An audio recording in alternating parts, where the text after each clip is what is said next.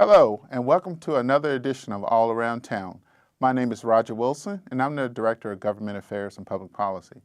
Today's guest is Burgess Chad Weddle of Walkersville.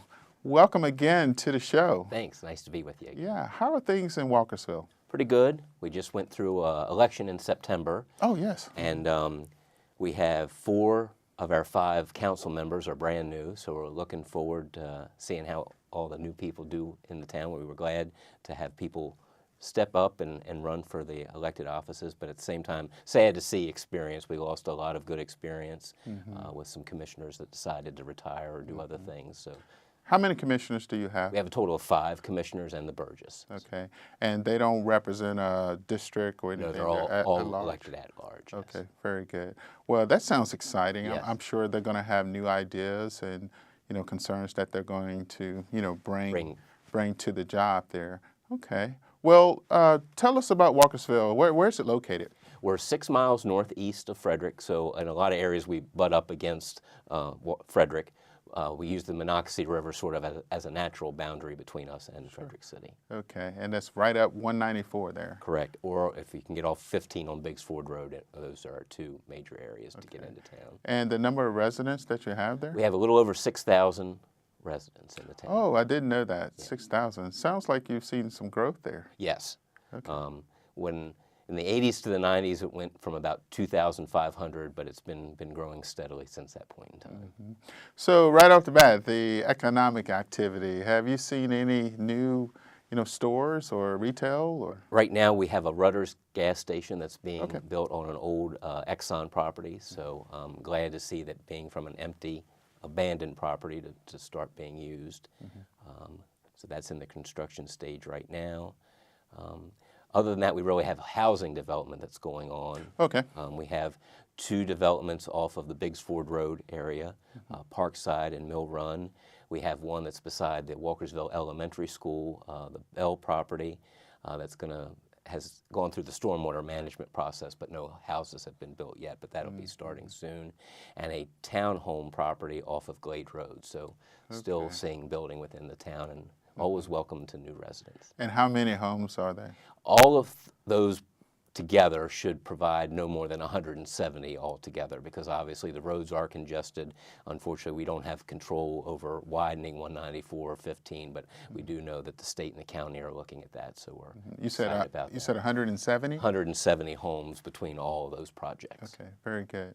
And talk about the infrastructure that's needed, to support those new developments. The big thing that we have going on right now is a brand new water plant that's in the process. Our old plant was a little over 40 years old, and we had 2 crises where, because we get our water from an underground aquifer, that it had gotten contaminated on 2 different occasions, where we either had to run a pipe into Frederick City. We appreciated the city helping us out back during that crisis. But this new plant will be able to override or beat it was a cryptosporidium type problem, and this plant has a new process that will be able to deal with that. So we're very excited that, obviously, we hope not to have crisis like that, but if something like that were developed, this plant has the capabilities of fighting that. And you have a number of farms in Walkersville. How many operating current farms do you have?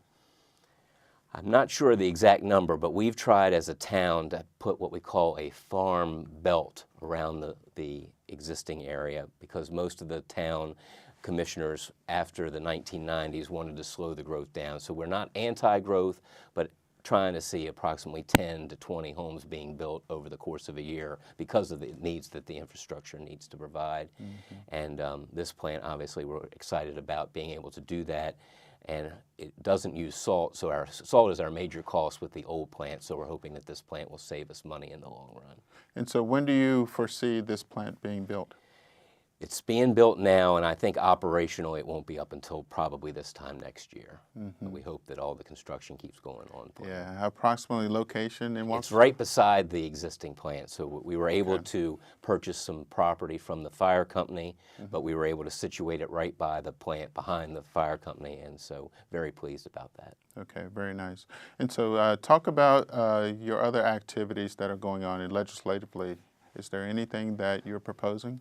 The major issues that really we're looking at right now are sidewalks, that a lot of the commissioners that decided to run knew that that was an issue, especially in our old town section, not necessarily as much as in the development. So we're blessed in the town of Walkersville to have a budget, or excuse me, a reserve of approximately $9 million. So we're hoping to use some of that $9 million to look at the sidewalks and see if we can't get them up so that people are able to walk around and not worry about tripping. Some of it's going to be tied, obviously, to when we replace streets, because if the curb is bad, we don't want to fix a sidewalk and not do the curb at the same time with the actual street. But we want to get instituted a program so the residents can know, hey, my sidewalks or street's going to be done around this time. So we hope to get up and running in the next couple months of developing a plan where over the course of the next couple years we can get all those sidewalks done. So that's sidewalk repair and also installation? Correct. Okay. Correct. All right, good.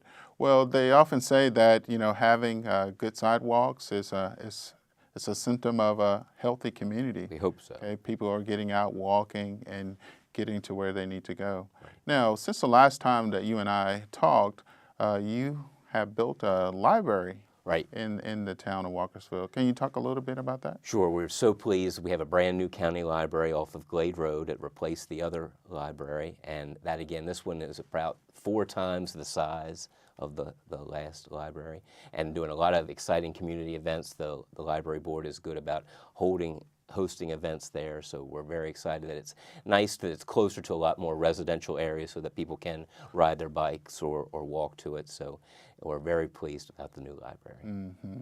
Yeah, and what's going to happen with the old library? Is it going to be repurposed?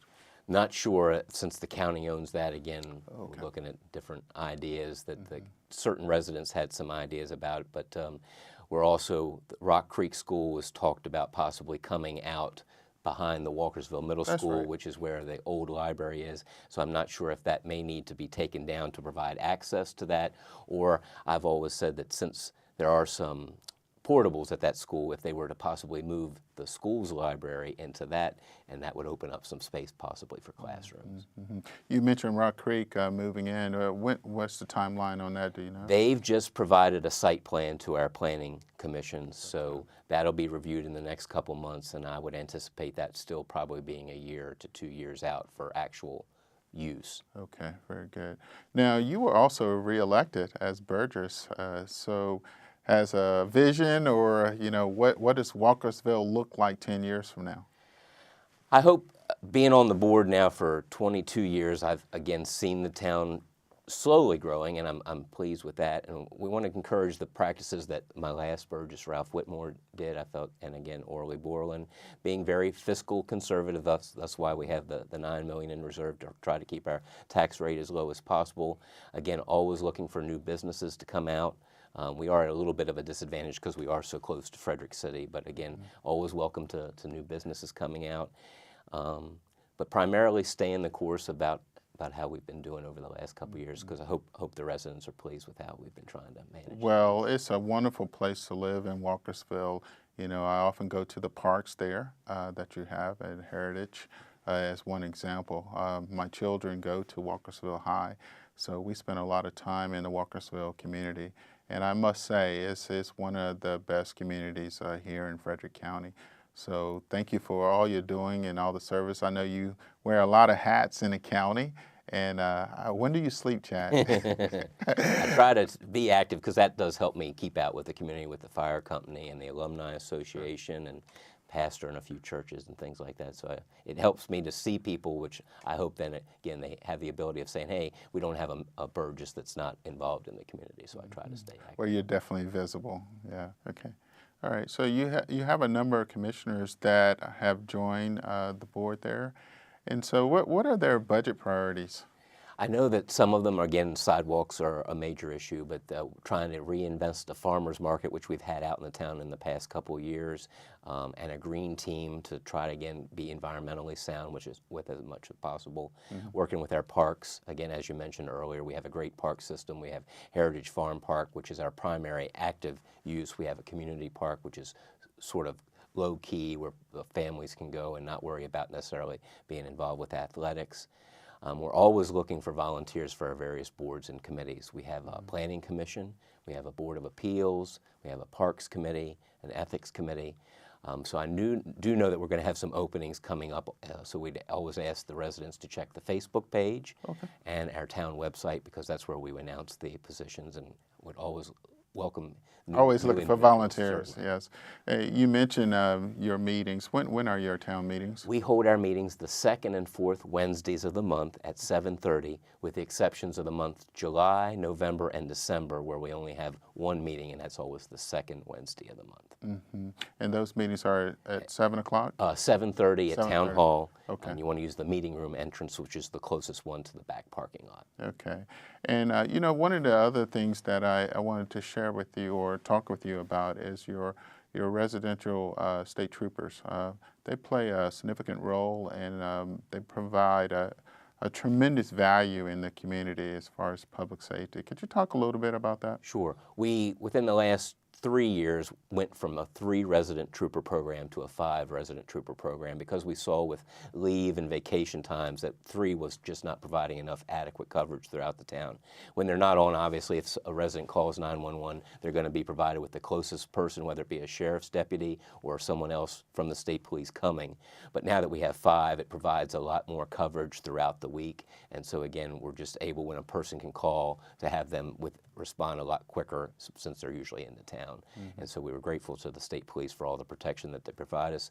We've been blessed that we don't usually have too much crime, but we always encourage the residents, again, please, please, please lock your doors, and especially your car doors, because we see it, especially at nighttime, individuals that will go through the town and check an open door and look for change and things like that. We recently had an arrest on that, so we're pleased about that. But again, just encourage people to, in this day and age, please always lock your doors. And also, if you're having packages delivered as well, you know, we would ask that the neighbors kind of look out for, you know, those packages and making sure that they're not being taken. Right. And one last thing, if you have a garage door and you happen to be working at it, it's not necessarily going to be at much in the wintertime as in the summertime, but if you're in your backyard, close your garage door so somebody can't come in and take your stuff. Well, thank you for coming in today and talking to us and telling us more about what's going on in Walkersville.